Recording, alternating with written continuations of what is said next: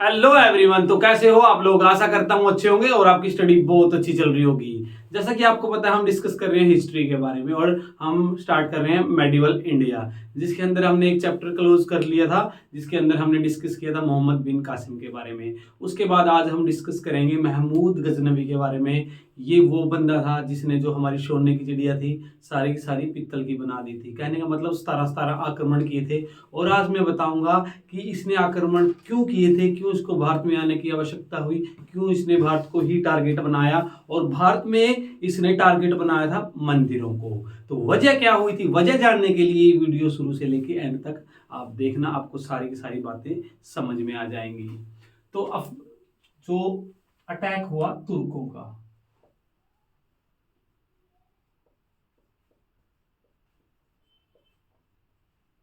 और तुर्कों की ओर से आया कौन? महमूद गजनवी।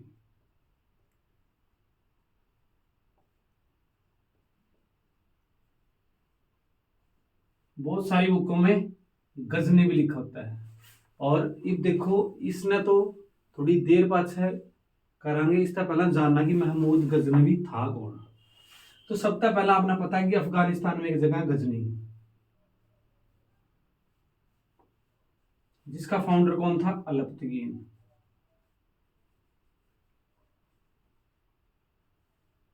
और अलप्तगीन का गुलाम हुआ करता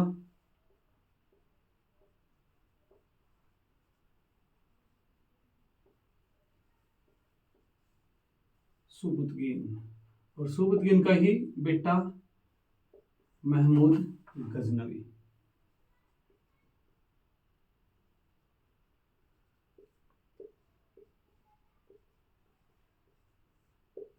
ठीक है।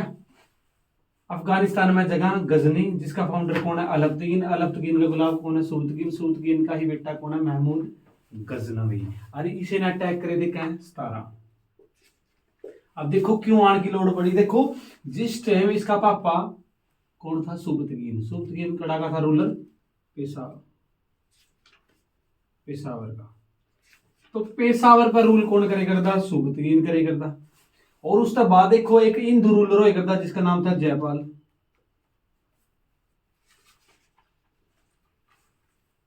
हिंदू रूलर था।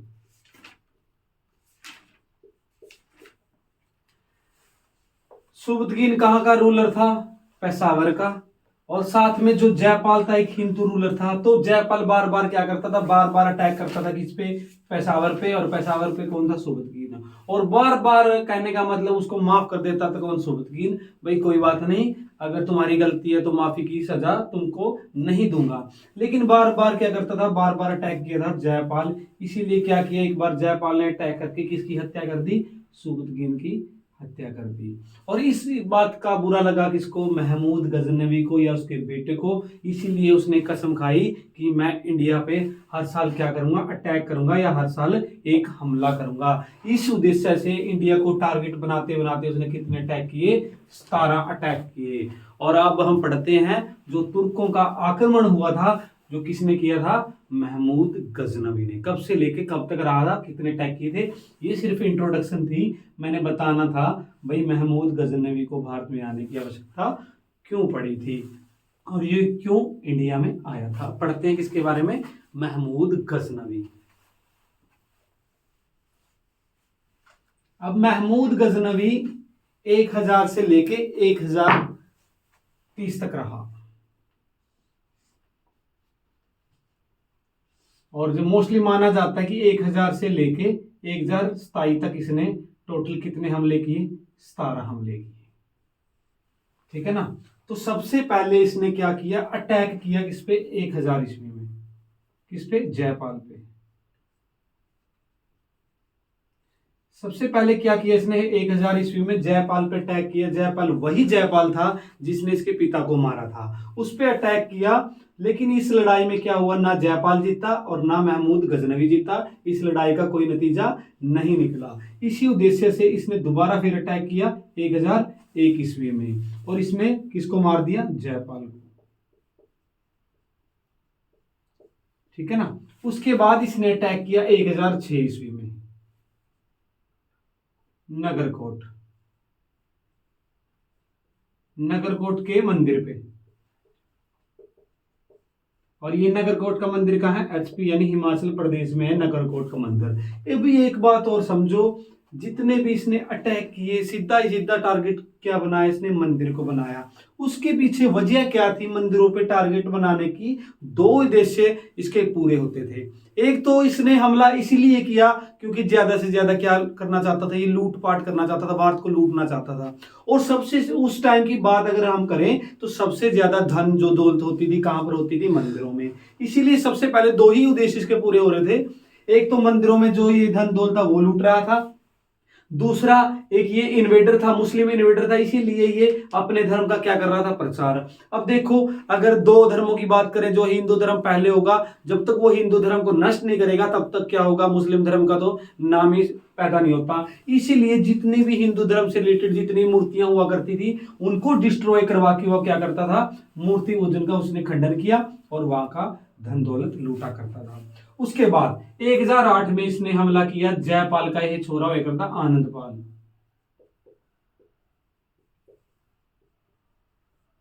आनंदपाल पर अटैक करके आनंदपाल की हत्या कर दी उसने 1008 में। उसके बाद 1011 से लेके 1013 और 14 में लिखा होता है बहुत सारी बुकों में।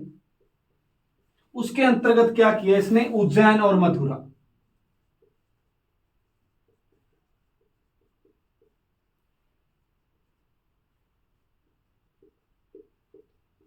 मथुरा और उज्जैन के मंदिरों पर अटैक किया इसने। ठीक है ना? तो देखो, मथुरा में भी सबसे ज्यादा मंदिर है, उज्जैन में भी सबसे ज्यादा मंदिर है, तो टारगेट क्या कर रहा है? वही उद्देश्य है इसका, लूटपाट करना और धर्म का प्रचार करना। उसके बाद 1014 में ही एक डेट आती है, स्थानीय सेवर का मंदिर है उस पर भी अटैक किया था इसने।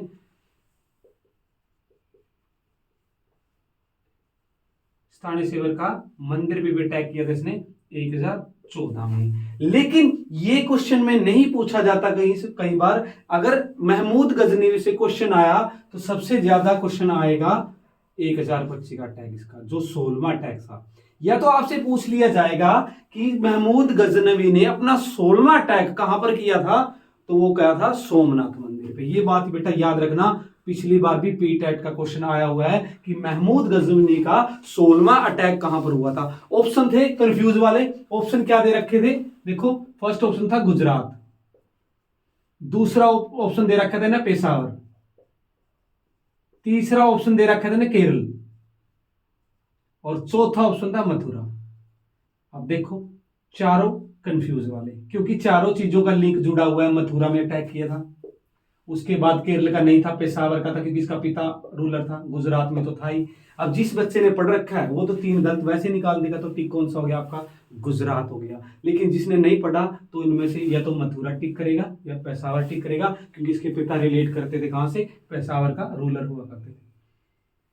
इसीलिए आपको याद रखना है कि जो 16वां अटैक था जो कहां पर हुआ? सोमनाथ मंदिर पे।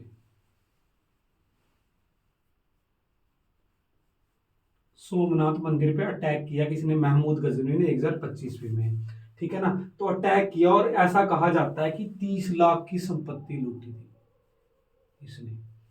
बहुत सारी बुकों में कुछ कम लिखा हुआ, बहुत सारी बुकों में ज्यादा। ऐसा कहा जाता है कि सबसे ज्यादा लूटपाट इसने सोमनाथ का मंदिर में लूटी थी। और इस टाइम कहा जाता है कि सोमनाथ जब मंदिर लूटा इसने, जो दरवाजा था सोमनाथ मंदिर का वो भी सोने का, गोल्डन का बना हुआ था। इधर एक क्वेश्चन और पूछ लिया जाएगा कि सोमनाथ मंदिर का निर्माण किसने किया?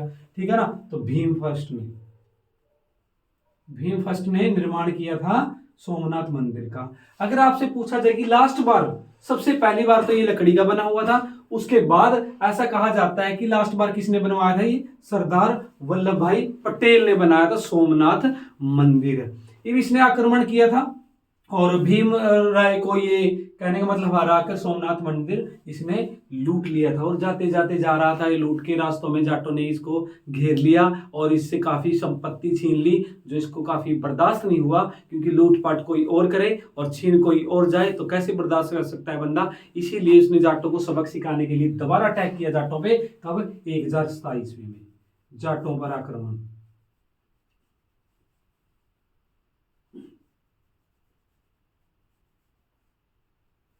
1027 में जाटों पे आक्रमण किया और ऐसा कहा जाता है कि इस लड़ाई में काफी मुठभेड़ हुई, जिसकी वजह से काफी जख्मी हो गया और जाटों द्वारा क्या हुआ, एक तलवार लगी इसके सीने पे काफी खून बह गया था इसका। जो इसका सेनापति हुआ करता था इसको लेकर जा रहा था कहां पर, गजनेवी वापस लेके जा रहा था। तो ऐसा भी कहा जाता है कि रास्ते में इसकी मृत्यु हो गई थी, जो कब हुई थी, 1030 ईस्वी में।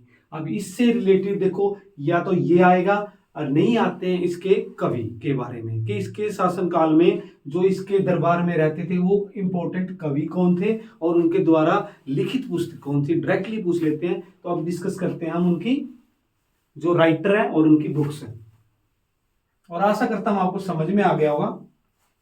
फिर भी बेटा कोई दिक्कत परेशानी हो तो कमेंट में मेंशन जरूर करना, मैं साथ साथ आपको क्लियर करवा दूंगा। तो सबसे पहला जो था अलबरूनी, जो पहला कवि था,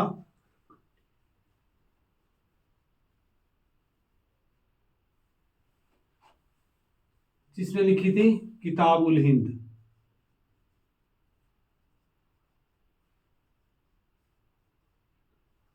दूसरा था फिरदौसी,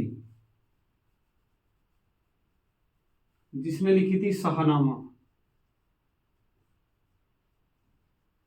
उसके बाद था उत्बी, जिसने लिखी थी चंचनामा। उसके बाद आती है हमारी, उत्बी हो गया, फिरदौसी हो गया, अलबरूनी हो गया, वहाकी। वहाकी ने लिखी थी किताब उल सुबतगीन।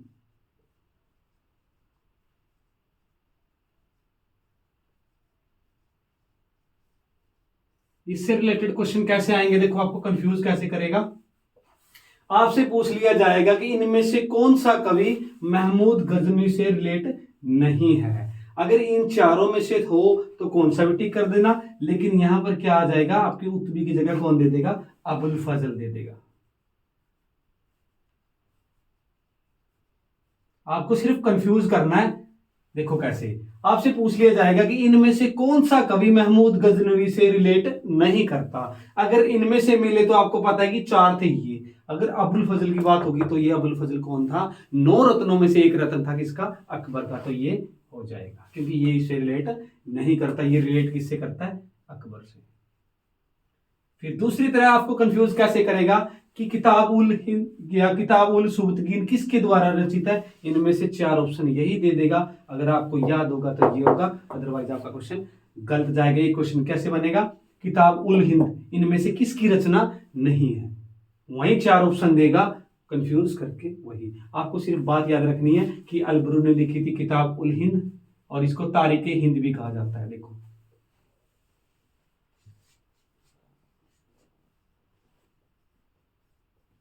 तारीख हिंद भी कहा जाता है। देखो आपने तो क्या पढ़ा, किताब उल हिंद पढ़ा है, लेकिन इसका दूसरा नाम क्या है, तारीख ए हिंद।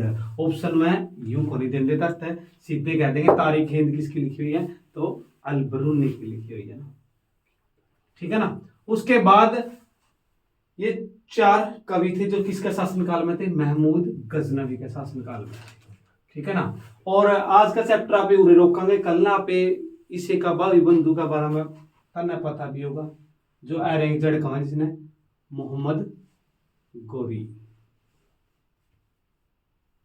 गोरी इसे का भाई बंधु है। इसे की रीस लेवागा, इसे की रीस में के करागा, अटैक करागा कड़ा सोमनाथ मंदिर पर। लेकिन कहानी बिल्कुल पलट जाएगी। जिस टाइम भीम 1 होगा उसकी जगह कौन आ जाएगा, भीम 2 आ जाएगा। तो यू आ रहेगा, फिर रिलेट करा किस यू पृथ्वीराज चौहान ने, नाटक बड़े देखे होंगे ना पृथ्वीराज चौहान की। लेकिन मैं बताऊंगा असली सच्चाई की थी पृथ्वीराज चौहान की, और ये सच्चाई थी मोहम्मद गोरी की। तो आज की वीडियो में इतना ही। कल ना जब नेक्स्ट वीडियो मिलेंगे तो बिल्कुल डीपली पढ़ांगे। तो अगर किसी भाई ना कोई दिक्कत परेशानी लग गए तो कमेंट में जरूर मेंशन कर दियो। कल ना मिलेंगे इसे टाइम इसे वक्त। तो धन्यवाद सारे भाइयों।